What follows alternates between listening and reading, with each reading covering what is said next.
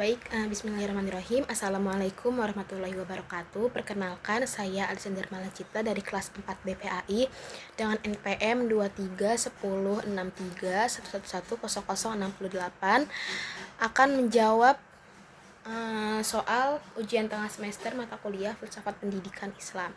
Soal yang pertama yaitu jelaskan bagaimana pengertian filsafat pendidikan Islam dapat mempengaruhi praktik pendidikan di madrasah dan pesantren. Berikan contoh konkret dari pengalaman Anda atau observasi di lapangan. Nah, pertama itu jawabannya adalah pendidikan adalah suatu hal yang mendasar dan pokok dalam kehidupan. Setiap kehidupan tidak dapat lepas dari pendidikan. Karena begitu pentingnya pendidikan, sehingga pendidikan merupakan hal yang sangat penting dan hal yang memang harus benar-benar diperhatikan. Bahkan pendidikan adalah suatu permasalahan yang harus diutamakan. Secara umum, pendidikan adalah proses pembinaan manusia secara jasmania dan rohaniah. Oleh karena itu, pendidikan tidak hanya bersifat formal saja, tetapi juga non-formal. Pendidikan non-formal biasanya disetarakan dengan pendidikan agama. Nah, dalam penelitian ini akan diuraikan pengertian pendidikan Islam sebagai berikut. Yang pertama, Marimba mengatakan pendidikan Islam sebagai usaha untuk membimbing keterampilan jasmani dan rohaninya berdasarkan nilai-nilai yang terkandung dalam ajaran agama Islam, menuju terbentuknya kepribadian utama menurut ukuran-ukuran Islam yang ditujukan pada akhlak anak didik, perilaku konkret yang memberi manfaat kepada kehidupan di masyarakat. Nah, selanjutnya pengertian pendidikan dengan seluruh totalitasnya dalam konteks Islam ada beberapa istilah. Yang pertama, tarbiyah, taklim, dan ta'dib yang harus dipahami bersama-sama. Ketiga istilah tersebut mengandung makna amat dalam menyangkut manusia dan masyarakat serta lingkungan yang dalam hubungannya dengan Tuhan saling berkaitan satu sama lain. Ruang lingkup pendidikan Islam dan ada informal, formal, dan non-formal. Nah, selanjutnya pentingnya filsafat dalam upaya memberikan landasan filosofis bagi pengembangan keilmuan pendidikan Islam karena juga ada kaitannya dengan berbagai hegemoni paradigma keilmuan barat yang positivistik, sekularistik yang masih menjangkiti sebagian besar tradisi keilmuan di pendidikan Islam. Ide-ide dari para ilmuwan barat yang menyerang berbagai pondasi metafisik secara rasional filosofis yang harus dijawab dengan kritis dan konstruktif. Di dalam pendidikan Islam tersebut dibutuhkannya suatu pemikiran yang bisa memunculkan sesuatu yang baru, sudah terbukti kebenarannya dan logis. Pendidikan Islam yang berwujud dalam bentuk lembaga pendidikan mengalami pasang surut sesuai dengan tingkat kemajuan masyarakat pada umumnya, mulai dari pembelajaran tradisional, pondok pesantren, sampai kepada madrasah seperti yang dikenal sekarang dan seterusnya. Perkembangan pendidikan Islam banyak menghadapi masalah kelembagaan, baik dari segi fungsi edukasi maupun dari segi model pengelolaannya. Nah, sehingga terlihat madrasah tidak terselenggara dengan baik, bahkan tidak responsif terhadap tuntutan pada saat ini. Keadaan ini membuat masyarakat tidak tertarik memasukkan anaknya dalam pendidikan madrasah dan keberadaan madrasah semakin tidak diminati. Usaha peningkatan mutu madrasah adalah merupakan serangkaian kegiatan masyarakat secara terencana terkait dengan usaha menumbuh kembangkan madrasah dalam berbagai aspek dan sebagai pemenuhan kebutuhan masyarakat akan kemajuan pendidikan bagi anak-anaknya kelak. Bila dipandang surut ke belakang, kehadiran madrasah adalah salah satu lembaga pendidikan yang mempunyai program-program pendidikan yang dilaksanakan oleh pemerintah bersama dengan masyarakat yang bertanggung jawab untuk mencerdaskan kehidupan bangsa yang memiliki visi, misi, dan karakteristik yang khas dalam upaya pembangunan dan pembinaan umat. Madrasah menjadi harapan umat terutama umat Islam, selain pendidikan pada pondok pesantren sebagai pusat pembinaan generasi Islami, problematika pendidikan Islam termasuk pendidikan Islam di pondok pesantren senantiasa dinamis sebagaimana dinamika problematika pendidikan Islam yang terus berkembang. Jika dianalisis secara komprehensif dan radikal, maka sesungguhnya akar problematika pendidikan Islam terletak pada kemapanan filosofi pendidikan Islam yang belum bermuara idealitas. Pendidikan Islam pada pondok pesantren juga senantiasa dinamis berbanding lurus dengan dinamika problematika pendidikan Islam pondok pesantren. Adapun dampak praktik dalam pendidikan, yang pertama ada kurikulum. Kurikulum di madrasah dan pesantren seringkali dirancang untuk mencakup tidak hanya materi akademis tetapi juga pendidikan karakter dan spiritual. Misalnya, pelajaran tentang akhlak dan etika diajarkan bersamaan dengan mata pelajaran umum. Yang kedua, metode pengajaran. Pendekatan pengajaran di madrasah dan pesantren cenderung lebih interaktif dan dialogis, mendorong siswa untuk aktif bertanya dan berdiskusi tentang nilai-nilai Islam dalam konteks kehidupan sehari-hari. Yang ketiga ada peran pendidik. Pendidik di lingkungan ini tidak hanya berfungsi sebagai pengajar, tetapi juga sebagai teladan moral, murabbi yang bertanggung jawab untuk membimbing siswa dalam aspek spiritual dan moral. Adapun contoh konkret dalam pengalaman saya di sebuah pondok pesantren, karena saya juga dulu pesantren juga, saya mengamati bahwa setiap pagi dimulai dengan kegiatan zikir dan doa bersama. Hal ini tidak hanya membangun suasana religius, tetapi juga menanamkan disiplin dan rasa kebersamaan di antara siswa. Selain itu, dalam pelajaran fikih, siswa diajak untuk mendiskusikan penerapan hukum Islam dalam kehidupan sehari-hari, sehingga mereka dapat memahami relevansi ajaran Islam secara praktis. Dengan demikian, filsafat pendidikan Islam tidak hanya memberikan arah bagi pendidikan di madrasah dan pesantren, tetapi juga membentuk karakter peserta didik sesuai dengan nilai-nilai Islam. Selanjutnya, soal nomor 2 adalah bandingkan kedudukan filsafat pendidikan Islam dengan filsafat pendidikan Barat. Apa saja kelebihan dan kekurangan masing-masing dalam konteks pendidikan di Indonesia? Baik, nomor 2 adalah perbandingan antara filsafat pendidikan Islam dengan filsafat pendidikan Barat antara lain. Yang pertama, filsafat pendidikan Islam berdasarkan pada wahyu, sedangkan filsafat manusia monodimensial, ahli dalam bidang tertentu tetapi mengabaikan aspek rohani manusia. Keadaan ini berbeda dengan filsafat pendidikan Islam yang mengintegralkan antara kepentingan dunia dengan kepentingan akhirat sekaligus. Hal ini karena filsafat pendidikan Islam memandang pendidikan Barat berpijak pada humanistis murni, dan filsafat pendidikan profan yang mengandalkan rasionalisasi. Atas dasar ini, filsafat pendidikan Islam tidak mengenal kebenaran terbatas tetapi universal, sedangkan filsafat pendidikan Barat mengenal kebebasan parsial, sehingga sering menjadi semacam pertarungan antar ide atau teori pendidikan. Hal ini jelas membuat para pemerhati pendidikan mengalami kebingungan dalam menentukan teori pendidikan ideal dan dominan sebagai acuan bagi perumusan tujuan dan orientasi pendidikan. Selanjutnya, filsafat pendidikan Islam berusaha mengembangkan pandangan integral antara yang profan dan yang sakral. Sedangkan filsafat pendidikan Barat hanya mengembangkan aspek profan saja.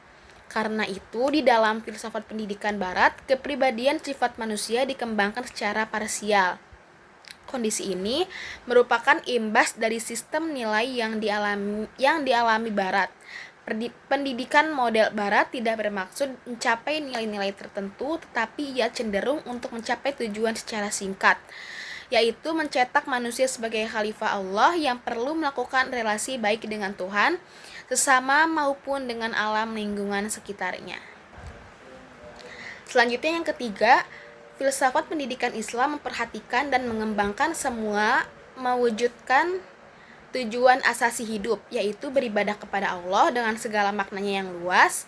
Dengan demikian, pendidikan merupakan bentuk tertinggi dari ibadah dalam Islam dengan alam sebagai lapangannya, manusia sebagai pusatnya, dan hidup beriman sebagai tujuannya. Aspek kepribadian manusia mulai dari hati hingga akal, sedangkan filsafat pendidikan barat hanya mementingkan akal saja. Semua realitas kehidupan manusia sesungguhnya tidak dapat dijelaskan melalui rasio. Ada hal-hal yang hanya dapat dijelaskan oleh hati dan sanubari manusia. Filsafat pendidikan Islam memandang hati bukan hanya secara fisik biologis, tetapi hati adalah raja yang memimpin seluruh tubuh manusia, berfungsi sebagai sarana untuk mengetahui sifat-sifat Tuhan. Nah, yang keempat adalah ide-ide dan gagasan-gagasan dalam filsafat pendidikan Islam selain bersifat teoretik, juga bersifat realistik yang dapat diwujudkan dalam bentuk tingkah laku. Adapun ide-ide dan gagasan-gagasan dalam filsafat pendidikan barat sulit ditransformasikan dalam bentuk action, apalagi dijadikan sebagai pandangan hidup atau way of life. Filsafat idealisme, realisme, semuanya hanya ada dataran ideal yang sulit ditransformasikan dalam kehidupan nyata. Dalam pandangan Islam, pendidikan merupakan proses yang suci untuk mewujudkan tujuan asasi hidup, yaitu beribadah kepada Allah dengan segala maknanya yang luas. Dengan demikian, pendidikan merupakan bentuk tertinggi dari ibadah dalam Islam dengan alam sebagai lapangannya, manusia sebagai pusatnya, dan hidup beriman sebagai tujuannya. Selanjutnya nomor 3, soalnya adalah jelaskan kerangka kerja yang menggambarkan ruang lingkup filsafat pendidikan Islam. Sertakan elemen-elemen penting yang harus dipertimbangkan dalam pengembangan kurikulum pendidikan Islam. Nah, kerangka-kerangka kerja yang menggambarkan ruang lingkup filsafat pendidikan Islam. Yang pertama itu ada pendekatan analisis. Filsafat dianggap sebagai alat analisis oleh para pakar pendidikan. Aliran filsafat seperti progresivisme, esensialisme, perennialisme, rekonstruksionisme, dan eksistensialisme memainkan peran penting dalam membentuk teori-teori pendidikan. Yang kedua, pengaruh aliran filsafat. Setiap teori dan pandangan filsafat pendidikan yang dikembangkan oleh seorang filosof tercermin dari pandangan dan aliran filsafat yang dianutnya. Yang ketiga, relevansi dengan kehidupan nyata. Filsafat berfungsi memberikan arah dan tujuan agar teori-teori pendidikan dapat diaplikasikan secara realistis dalam konteks kehidupan masyarakat yang berkembang. Selanjutnya, relevansi dengan pandangan hidup masyarakat. Mengingat perbedaan pandangan hidup dalam masyarakat, filsafat pendidikan berperan dalam memilih dan mengarahkan teori-teori pendidikan sesuai dengan kebutuhan, tujuan, dan pandangan hidup masyarakat. Yang selanjutnya ada panduan dan arah. Filsafat pendidikan memberikan petunjuk dan arah dalam mengembangkan teori-teori pendidikan menjadi ilmu atau pedagogik. Selanjutnya, analisis terhadap data pendidikan. Analisis filsafat mencoba memberikan arti terhadap data-data pendidikan yang kemudian digunakan untuk menyusun teori-teori pendidikan yang realistis, membantu dalam perkembangan ilmu pendidikan. Selanjutnya ada infrastruktur bagi perilaku guru. Filsafat pendidikan Islam berfungsi sebagai infrastruktur bagi perilaku guru, membimbing mereka dalam memperlakukan unsur-unsur kegiatan pendidikan dengan karakter filsafat seperti analitik, sistematik, rasional, dan universal. Selanjutnya adalah disiplin dan kritis terhadap lingkungan pendidikan. Filsafat pendidikan Islam membantu mendisiplinkan perilaku pendidik dan terdidik, serta mengarahkan mereka untuk selalu kritis terhadap lingkungan pendidikan. Selanjutnya, ada alternatif pemecahan masalah. Dalam praktiknya, filsafat pendidikan Islam memberikan alternatif pemecahan masalah yang dihadapi oleh pendidikan Islam, memberikan arahan terhadap perkembangan pendidikan Islam. Oleh karena itu, filsafat pendidikan Islam memiliki peran penting dalam sistem pendidikan, memberikan landasan, arahan, kritik, dan evaluasi terhadap proses pendidikan Islam. Dalam konteks Islam, pendidikan bukan hanya pembentukan kecerdasan, tetapi juga pembentukan karakter yang berlandaskan iman dan akhlak. Oleh karena itu, penelitian ini memberikan kontribusi dalam memahami esensi filsafat pendidikan Islam dan bagaimana ia dapat membentuk sistem pendidikan yang holistik dan berkesinambungan. Adapun elemen-elemen penting dalam pengembangan kurikulum pendidikan Islam, yang pertama ada integrasi nilai-nilai Islam. Nah, memastikan bahwa semua materi ajar mengandung nilai-nilai Islam yang dapat diterapkan dalam kehidupan sehari-hari. Selanjutnya ada keseimbangan ilmu, menggabungkan ilmu pengetahuan umum dengan ilmu agama agar siswa memiliki wawasan yang luas. Selanjutnya ada fleksibilitas. Kurikulum harus dapat diselesaikan dengan perkembangan zaman dan kebutuhan masyarakat. Selanjutnya ada pengembangan karakter. Menekankan pentingnya pendidikan karakter dalam setiap aspek kurikulum untuk membentuk individu yang berakhlak mulia. Dengan memperhatikan kerangka kerja ini, pengembangan kurikulum pendidikan Islam diharapkan dapat menghasilkan generasi yang tidak hanya cerdas secara akademis, tetapi juga memiliki integritas moral dan spiritual yang kuat.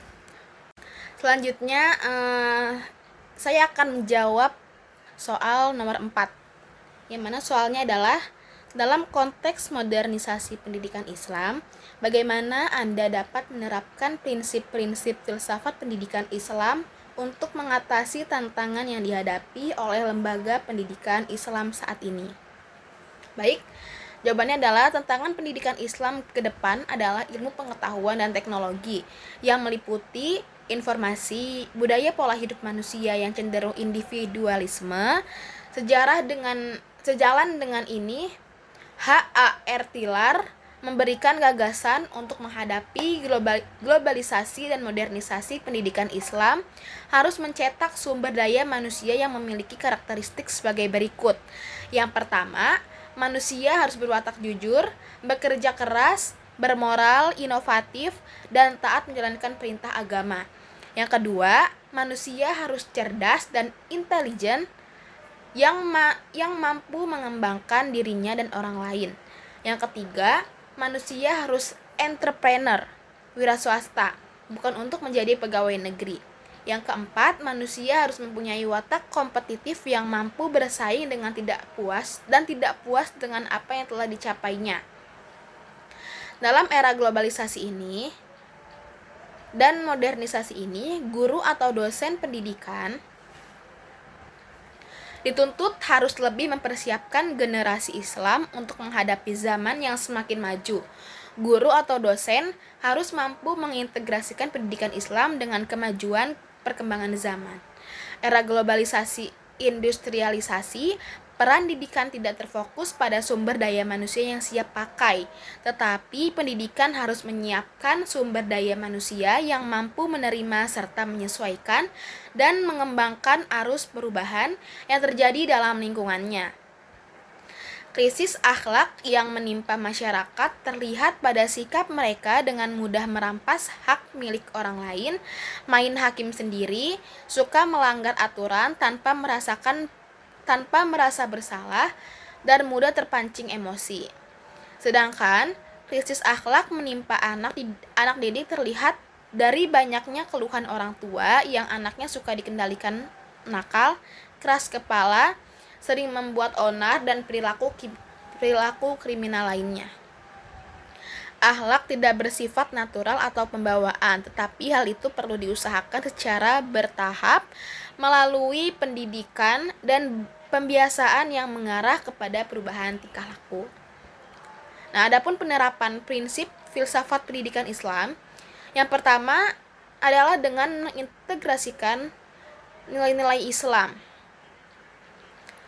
dengan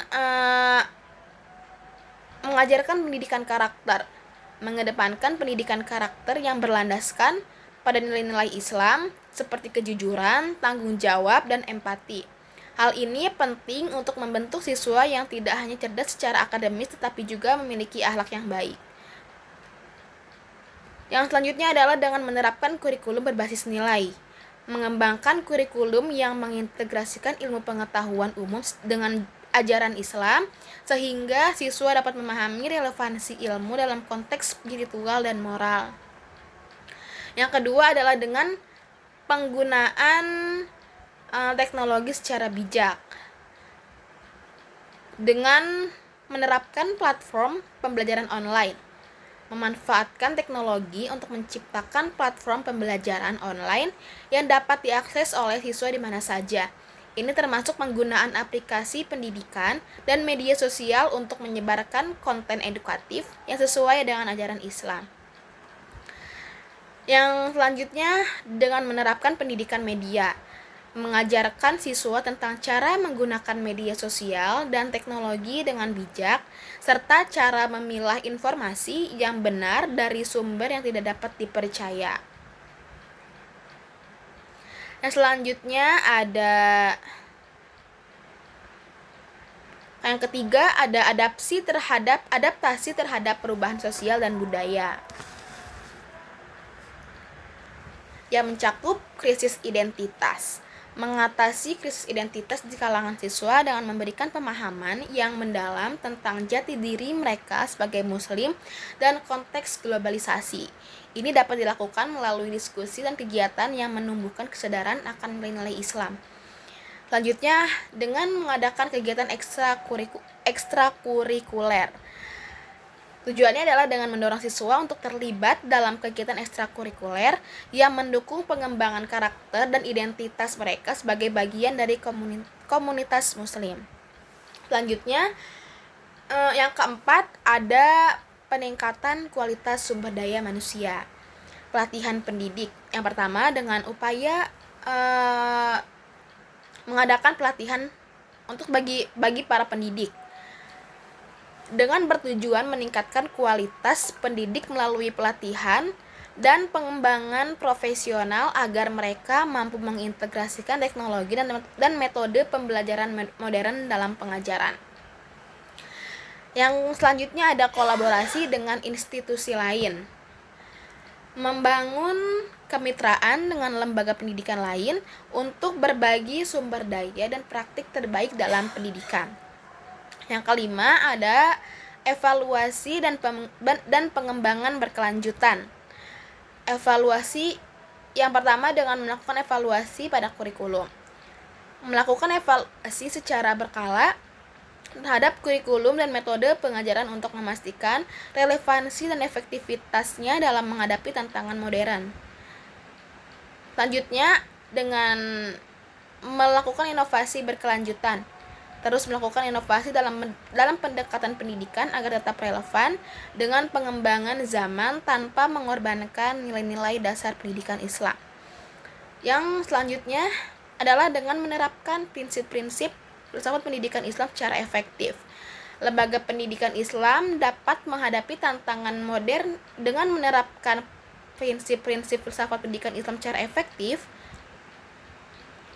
Lembaga pendidikan Islam dapat menghadapi tantangan modernisasi dengan lebih baik, sekaligus menjaga identitas dan nilai-nilai agama dalam proses pembelajaran. Selanjutnya, soal nomor 5, yaitu jelaskan urgensi dan fungsi filsafat pendidikan Islam dalam membentuk karakter siswa dan bagaimana hal ini dapat berkontribusi pada pembentukan masyarakat yang lebih baik. Nomor 5, dalam menentukan filsafat pendidikan, sekalipun dengan maksud sederhana, mempunyai kepentingan yang sangat besar bagi setiap pendidikan yang berusaha ke arah perbaikan, kemajuan, dan bangunan dasar. Pendidikan tidak akan eksis, berkembang, dan selaras dengan kemajuan apabila tidak berdasar pada pemikiran filsafat yang selalu disertai dengan perubahan serta pembaharuan dalam perkembangan ilmu pengetahuan dan teknologi. Jadi, filsafat yang baik haruslah memberikan pedoman kepada para perancang dan orang yang bekerja dalam pendidikan dan pembelajaran. Hal tersebut akan mewarnai segala perbuatan mereka dengan hikmah, menghubungkan usaha-usaha pendidikan mereka dengan filsafat umum untuk kemajuan negara dan bangsa. Di samping juga menjauhkan dari sifat-sifat meraba dan mencari penyelesaian secara cepat dalam menyelesaikan problem pendidikan. Zuhairini memberikan penjelasan terhadap pentingnya filsafat pendidikan Islam, yakni bahwa filsafat pendidikan Islam sebagai bagian dari filsafat Islam dan sekaligus juga sebagai bagian dari ilmu pendidikan.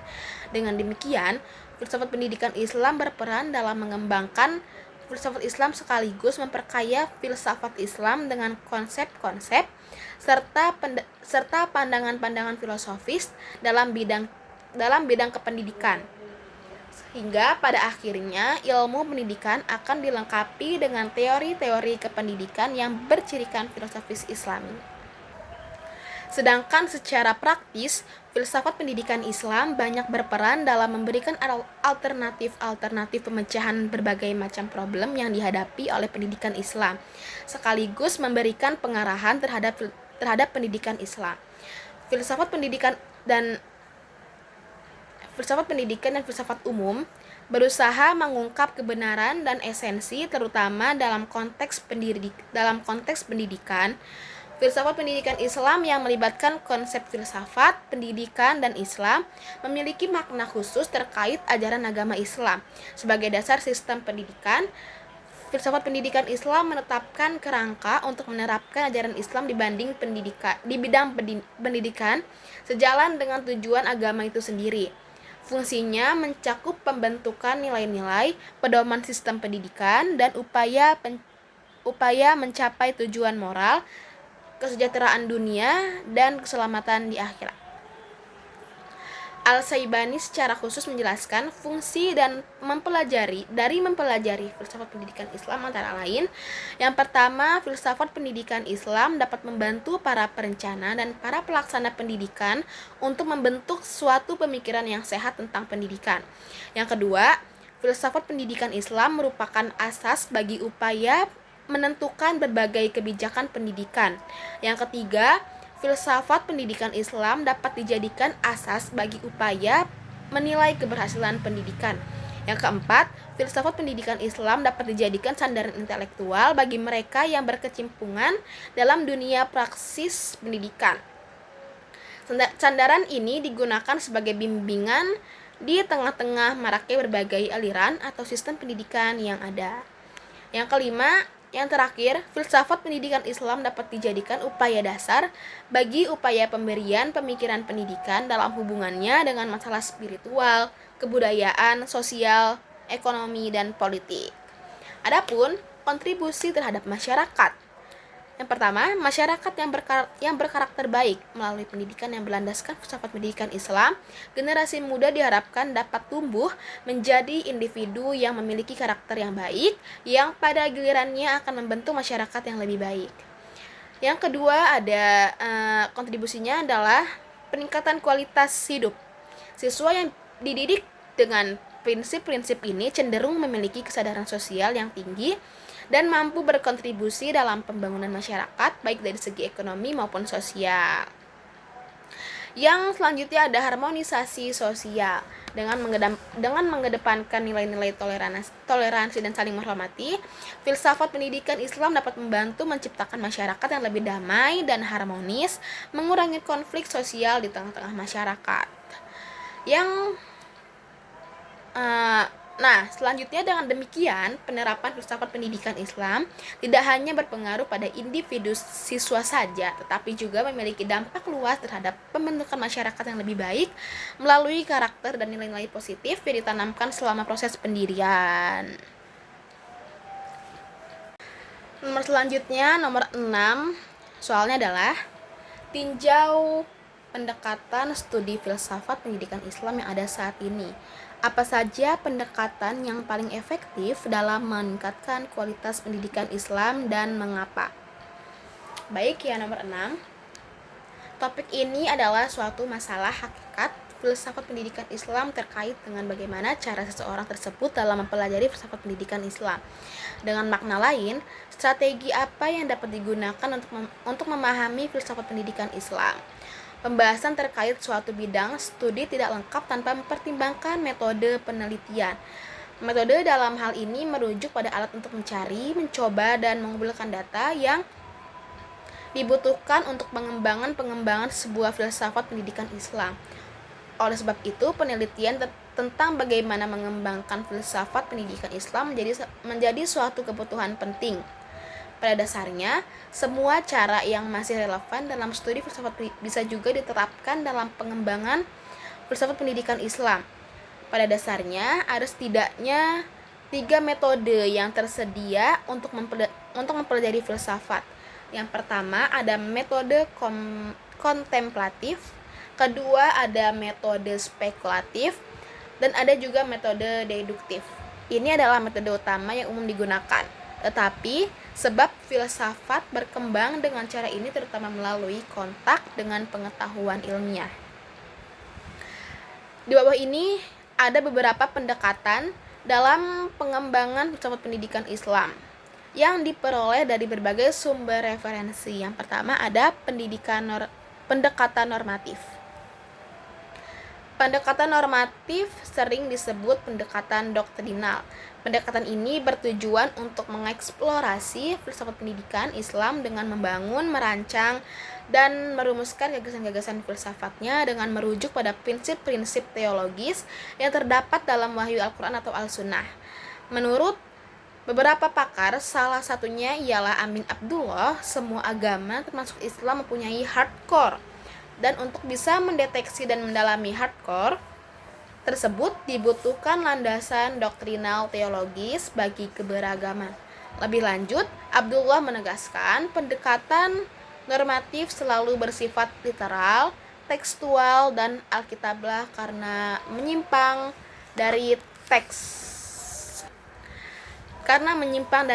alkitabiah. Pendekatan normatif dimanfaatkan untuk menyelidiki dan menetapkan prinsip-prinsip yang berlaku dalam kehidupan sehari-hari dalam konteks filsafat Islam. Pendekatan ini dikenal sebagai pendekatan syariah. Artinya mendalami peraturan sesuai syariat Islam dan memutuskan mana yang boleh dan mana yang tidak. Dengan menggunakan pendekatan normatif, kami mencari pemahaman tentang nilai-nilai standar yang berlaku dalam kehidupan manusia dan proses pendidikan, serta bagaimana norma-norma ini mempengaruhi pendidikan. Dengan demikian, kami dapat merumuskan panduan untuk mengarahkan upaya pendidikan. Yang kedua, dengan melalui pendekatan historis.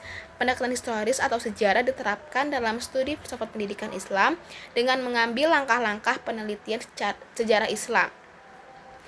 Pendekatan ini bertujuan untuk menganalisis filsafat pendidikan Islam berdasarkan konteks dan periode historisnya di masa lalu. Menurut Imam Bamadih, pendekatan sejarah dalam filsafat pendidikan juga dikenal sebagai historiko-filosofi. Pendekatan ini menggali beberapa pertanyaan yang telah dijawab oleh para filsuf pendidikan sepanjang sejarah, serta konsep dan teori dalam filsafat pendidikan yang dikemukakan oleh tokoh-tokoh bersejarah. Selanjutnya ada pendekatan kontekstual. Beberapa pendekatan kontekstual di sini juga mengacu pada pendekatan yang bertujuan untuk memahami filosofi pendidikan Islam berdasarkan kerangka sosial, politik, budaya, dan lingkungan lainnya di mana ia beroperasi. Tujuannya adalah untuk merepresentasikan kondisi atau situasi dan perkembangan apa saja berdasarkan suatu proses pendidikan yang berasal dari maksud tersebut. Oleh karena itu, pendekatan kontekstual lebih menekankan pada keadaan dan konteks sosio-antropologis. Dimensi sosial dan antropologis pendidikan dianalisa berdasarkan filsafat pendidikan untuk mengevaluasi relevansinya dan bagaimana penerimaan terhadap tujuan dari pendidikan tertentu. Pendekatan ini pada dasarnya mengajukan pertanyaan apakah proses pendidikan yang dilakukan secara sosiologis dan antropologis selaras dengan apa yang dituju oleh pendidikan yang dirumuskan secara filosofis, atau sebaliknya, apakah yang dituju oleh pendidikan dirumuskan dengan mempertimbangkan kebutuhan sosioantropologis dari masyarakat tersebut. Selanjutnya yang keempat, ada pendekatan hermeneutik. Teks-teks keagamaan yang berasal dari Timur Tengah berabad-abad lalu tentu saja asing bagi masyarakat Indonesia saat ini. Keterasingan ini merupakan perhatian terbesar dalam hermeneutika. Hermeneutika dianggap sebagai metode yang paling tepat untuk menafsirkan dan menguraikan arti bahasa lisan dan isyarat dalam ritual, dan dianggap sebagai yang paling memengaruhi makna dan signifikansinya. Tugas hermeneutika adalah menafsirkan teks-teks klasik dan asing sedemikian rupa sehingga menjadikannya milik kita, hidup dalam waktu, tempat, dan vibes budaya yang berbeda-beda. Itulah beberapa pendekatan di atas yang dapat digunakan untuk menyelesaikan permasalahan pendidikan umat Islam. Pendekatan mana yang efektif dan efisien tentu saja bergantung pada sifat, bentuk, dan karakteristik spesifik permasalahan. Jelaslah bahwa persoalan pendidikan adalah persoalan kemanusiaan, dan menurut ajaran Islam, Khalifah Allah lah yang mempunyai potensi kemanusiaan. Oleh karena itu, pendekatan filsafat pendidikan Islam haruslah dengan pendekatan yang mencakup seluruh aspek dan potensi manusia. Selanjutnya nomor 7, soalnya adalah jelaskan rancangan program pendidikan yang akan Anda buat yang mengintegrasikan hakikat manusia dan hakikat pendidikan dalam konteks pendidikan Islam. Dan apa saja komponen utama yang harus ada dalam program tersebut. Baik, mungkin rancangan program pendidikan yang nantinya akan saya buat terdiri dari visi dan misi tentunya. Yang pertama, visinya adalah membentuk insan cendekia yang beriman kepada Allah Subhanahu wa taala, bertakwa, berakhlak mulia, progresif, dan berwawasan iptek. Adapun misinya, menyelenggarakan pendidikan yang mengintegrasikan nilai-nilai Islam, iman, dan takwa dengan ilmu pengetahuan dan teknologi. Menciptakan ruang lingkungan belajar yang kondusif, yang mengedepankan pengembangan pendidikan karakter peserta didik yang berlandaskan Al-Quran dan hadis. Membiasakan peserta didik untuk melaksanakan ibadah dengan baik serta menerapkan perilaku Islami dalam kehidupan sehari-hari. Mengembangkan kemampuan akademik dan non-akademik melalui kegiatan ekstrakurikuler yang berbasis pada nilai-nilai keislaman. Mendorong dan mengembangkan kreativitas dan inovasi peserta didik agar menjadi generasi yang berwawasan iptek dan siap menghadapi tantangan zaman dengan percaya diri. Selanjutnya adalah komponen merupakan bagian dari suatu sistem yang memiliki peran dalam keseluruhan berlangsungnya suatu proses atau mencapai sistem. Komponen pendidikan berarti bagian-bagian dari sistem proses pendidikan yang menentukan berhasil dan tidaknya atau ada dan tidaknya proses pendidikan. Bahkan dapat dikatakan bahwa untuk berlangsungnya proses kerja pendidikan diperlukan keberadaan komponen-komponen tersebut. Nah, komponen-komponen dari rancangan program pendidikan tersebut mencakup kepada tujuan pendidikan. Membahas masalah tujuan pendidikan kita harus terlebih dahulu mengetahui definisi dari kata pendidikan. Pendidikan adalah usaha pengembangan seseorang agar terbentuk perkembangan yang maksimal dan positif. Maka jelaslah tujuan pendidikan adalah mengembangkan seseorang ke arah yang positif dan semaksimal mungkin. Adapun binaan pendidikan dalam garis besarnya mencakup tiga daerah, yaitu daerah jasmani, daerah akal, dan daerah hati. Yang pertama ada jasmani. Hakikatnya manusia berkembang dipengaruhi oleh pembawaan dan lingkungannya. Al-Quran menjelaskan bahwa manusia itu mempunyai aspek jasmani dan itu sungguh-sungguh Dalam Al-Quran surat Al-Qasas ayat 77 Allah berfirman, "Carilah kehidupan akhirat dengan apa yang dikaruniakan Allah kepadamu dan kamu tidak boleh melupakan urusan duniawi." Nah, selanjutnya ada akal. Islam menginginkan pemeluknya cerdas, serta pandai. Hal itulah yang juga merupakan tujuan pendidikan akal. Selain umat muslim dituntut untuk sehat jasmani melalui pendidikan jasmani, umat muslim juga dituntut untuk cerdas serta pandai. Dengan demikian, umat muslim dapat berpikir logis untuk dapat menguasai berbagai ilmu dan menciptakan berbagai teori ilmu. Akal juga dapat menyelesaikan berbagai masalah yang ada, termasuk masalah filsafat. Selanjutnya ada hati atau rohaniah. Seperti telah diuraikan sebelum ini, rohani yang dimaksud di sini adalah aspek manusia selain jasmani dan akal. Rohani itu samar, ruwet, belum jelas batasannya. Manusia tidak memiliki cukup pengetahuan untuk mengetahui hakikatnya. Kebanyakan buku tasawuf dan pendidikan Islami menyebutnya rohani sebagai kalbu. Nah, kekuatan jasmani terbatas pada objek-objek berwujud materi yang dapat ditangkap oleh indera. Kekuatan akal atau pikir betul-betul sangat luas. Dapat mengetahui objek yang abstrak tetapi sebatas dapat difikirkan secara logis. Kekuatan rohani, tegasnya kalbu, lebih jauh daripada kekuatan akal. Selanjutnya adalah komponen-komponennya. Terdiri dari pendidik. Pendidik adalah orang yang memiliki tanggung jawab untuk mendidik. Sementara secara khusus, pendidik dalam perspektif pendidikan Islam adalah orang-orang yang bertanggung jawab terhadap perkembangan peserta didik, baik potensi efektif, kognitif, dan psikomotorik, sesuai dengan nilai-nilai ajaran agama Islam. Pendidik dalam Islam ialah siapa saja yang bertanggung jawab terhadap perkembangan anak didik. Dalam Islam, orang yang tanggung jawab tersebut adalah orang tua peserta didik. Tanggung jawab itu sekurang-kurangnya dua hal. Pertama, karena kodrat, karena orang tua ditakdirkan pula tanggung jawab mendidik anaknya. Dan yang kedua, karena komponen, merupakan bagian dari suatu sistem yang memiliki peran dalam keseluruhan berlangsungnya suatu proses untuk mencapai sistem. Komponen pendidikan berarti bagian-bagian dari sistem proses pendidikan yang menentukan berhasil dan tidaknya atau ada dan tidaknya proses pendidikan. Bahkan dapat dikatakan bahwa untuk berlangsungnya proses kerja pendidikan diperlukan keberadaan komponen-komponen tersebut.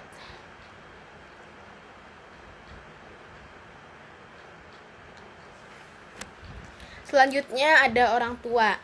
Orang tua merupakan pendidik utama dan pertama bagi anak-anak mereka, karena dari merekalah anak mula-mula menerima pendidikan.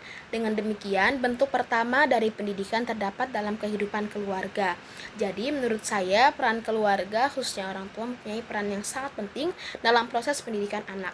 Sebelum berlanjut kepada pendidikan yang dilakukan di luar keluarga, yaitu sekolah dan lingkungan masyarakat, maka keluarga harus mampu untuk menanamkan dasar kehidupan yang baik kepada anak dengan melalui peraturan yang baik, tingkah laku yang baik, tindakan serta ucapan orang tua yang baik kepada anak dengan sengaja maupun tidak disengaja. Seorang anak pasti tertanam semua hal-hal baik tersebut dalam otaknya. Selanjutnya adalah guru. Guru adalah pendidikan profesional karena secara implisit ia telah merelakan dirinya menerima dan memikul semua tanggung jawab pendidikan yang terpikul di pundak para orang tua. Seperti pada umumnya, setelah seorang anak cukup umur, para orang tua akan mendidiknya di sekolahan atau lembaga pendidikan lainnya. Pendidikan di sekolah yang dilakukan oleh para guru profesional seharusnya dapat lebih maksimal karena pendidikan ini dapat direncanakan. Selanjutnya ada komponen selanjutnya adalah masyarakat. Masyarakat turut serta memikul tanggung jawab pendidikan. Manusia pada hakikatnya adalah makhluk sosial, saling membutuhkan satu sama lainnya. Dari situlah berbagai komunikasi terjalin. Berbagai hal dapat tampak dengan jelas dalam masyarakat. Maka dari itu, lingkungan masyarakat dapat dikatakan bertanggung jawab atas pendidikan. Karena manusia selalu ingin tahu, maka manusia itu ibarat kotak kosong yang terisi berbagai hal yang menurutnya baru dan ingin mengetahuinya entah apapun itu. Baik atau tidak itu menurut manusia itu sendiri. Komponen selanjutnya adalah peserta didik. Peserta didik adalah pada orang-orang yang sedang belajar. anak didik lebih dititik beratkan kepada anak-anak yang masih dalam tahap perkembangan, baik fisik maupun psikis, belum dewasa dan masih membutuhkan bantuan dan pertolongan dari orang-orang dewasa di sekitarnya. Istilah peserta didik mengandung makna yang lebih luas, mencakup anak yang belum dewasa dan juga orang yang sudah dewasa, tetapi masih dalam taraf mencari atau menuntut ilmu dan keterampilan anak didik atau peserta didik semuanya menjadi salah satu subsistem dalam sistem pendidikan. Keberadaan peserta didik dalam sistem pendidikan merupakan hal yang mutlak untuk berlangsungnya sebuah aktivitas pendidikan.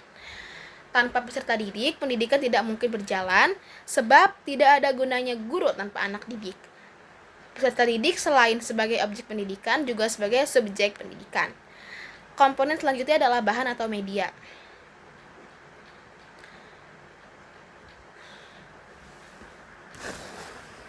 Media pendidikan adalah sumber belajar dan dapat juga diartikan dengan manusia dan benda atau peristiwa yang membuat kondisi siswa mungkin memperoleh pengetahuan, keterampilan atau sikap.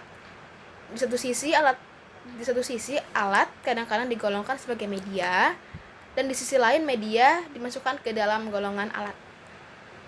Selanjutnya ada metode. Komponen metode.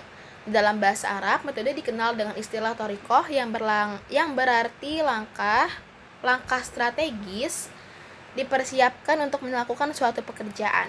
Bila dihubungkan dengan pendidikan, maka strategi tersebut haruslah diwujudkan dalam proses pendidikan dalam rangka pengembangan sikap mental dan kepribadian agar peserta didik menerima pelajaran dengan mudah, efektif, dan dapat dicerna dengan baik. Metode mengajar dapat diartikan sebagai cara yang digunakan oleh pendidik dalam mengadakan hubungan dengan peserta didik pada saat berlangsungnya proses pembelajaran. Dengan demikian, metode mengajar merupakan alat untuk menciptakan proses pembelajaran. Selanjutnya ada komponen kurikulum. Kurikulum menurut asal-usulnya berasal dari akar ilmu yang disebut objek sebagai objek belajar. Kurikulum terbebas dari semua kaidah nilai maupun etika yang diciptakan manusia. Etika dan kaidah nilai suatu bentuk ilmu pengetahuan dan teknologi tercipta manakala ilmu pengetahuan atau teknologi yang berhasil diciptakan tersebut disalahgunakan. Artinya, itu semua kembali pada unsur motivasi dan niat baik manusia itu sendiri sebagai pengguna. Kurikulum merupakan sebuah wadah yang akan menentukan arah pendidikan. Berhasil dan tidaknya sebuah pendidikan sangat tergantung dengan kurikulum yang digunakan. Kurikulum adalah ujung tombak bagi terlaksananya kegiatan pendidikan. Tanpa adanya kurikulum, mustahil pendidikan akan dapat berjalan dengan baik, efektif, dan efisien.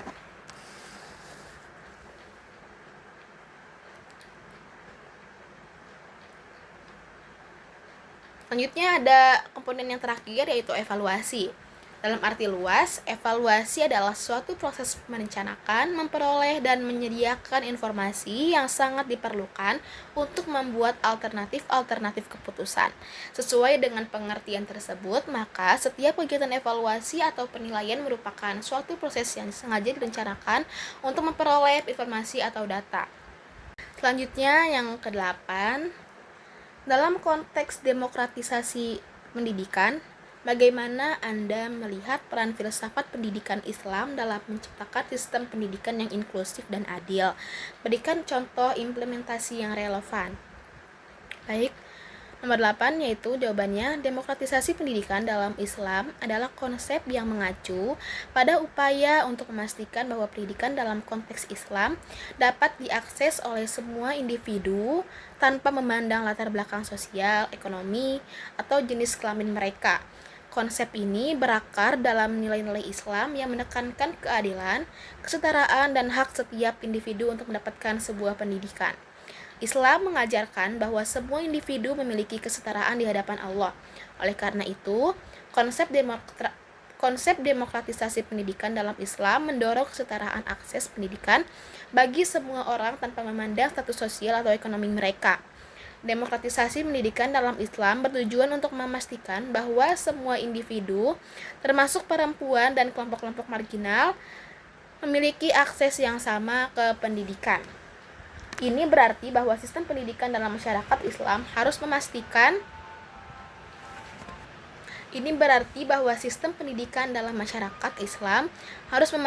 bahwa tidak ada hambatan yang menghalangi seseorang untuk mendapatkan pendidikan. Pendidikan dianggap sebagai amal soleh dalam Islam, yang berarti bahwa pendidikan bukan hanya tentang memperoleh pengetahuan, tetapi juga tentang pengembangan karakter yang baik dan berkontribusi positif pada masyarakat. Oleh karena itu, pendidikan harus mencakup aspek moral dan etika. Sejarah Islam mencatat berbagai contoh pendekatan demokratisasi pendidikan. Misalnya, pada masa kekhalifahan Umar bin Khattab, ia membuka sekolah-sekolah dan memberikan hak pendidikan kepada semua warga muslim tanpa memandang status sosial. Dalam dunia modern, konsep demokratisasi pendidikan dalam Islam dihadapkan pada berbagai tantangan, termasuk akses pendidikan yang merata di seluruh dunia muslim, kualitas pendidikan, dan integrasi nilai-nilai Islam dalam kurikulum pendidikan modern. Adapun peran filsafat pendidikan Islam dalam demokratisasi pendidikan, yang pertama adalah prinsip keadilan dan kesetaraan. Filsafat pendidikan Islam menekankan bahwa setiap individu memiliki hak yang sama untuk mendapatkan pendidikan tanpa memandang latar belakang sosial, ekonomi, atau gender. Ini sejalan dengan ajaran Islam yang mengedepankan kesetaraan di hadapan Allah, sehingga mendorong akses pendidikan bagi semua kalangan, termasuk kelompok marginal dan perempuan. Adapun partisipasi aktif, pendidikan Islam mendorong partisipasi aktif dari semua pemangku kepentingan, termasuk siswa, orang tua, dan masyarakat. Melalui musyawarah dan dialog, semua pihak dapat terlibat dalam pengambilan keputusan yang berkaitan dengan pendidikan, sehingga menciptakan rasa memiliki dan tanggung jawab bersama terhadap proses pendidikan. Selanjutnya adalah pengembangan karakter. Filsafat pendidikan Islam tidak hanya berfokus pada aspek akademis, tetapi juga pada pembentukan karakter siswa. Pendidikan yang berlandaskan nilai-nilai Islam bertujuan untuk menghasilkan individu yang berakhlak mulia dan mampu berkontribusi positif dalam masyarakat. Ini penting untuk menciptakan masyarakat yang harmonis dan saling menghormati. Adapun contoh implementasi, yang pertama dalam program pendidikan inklusif.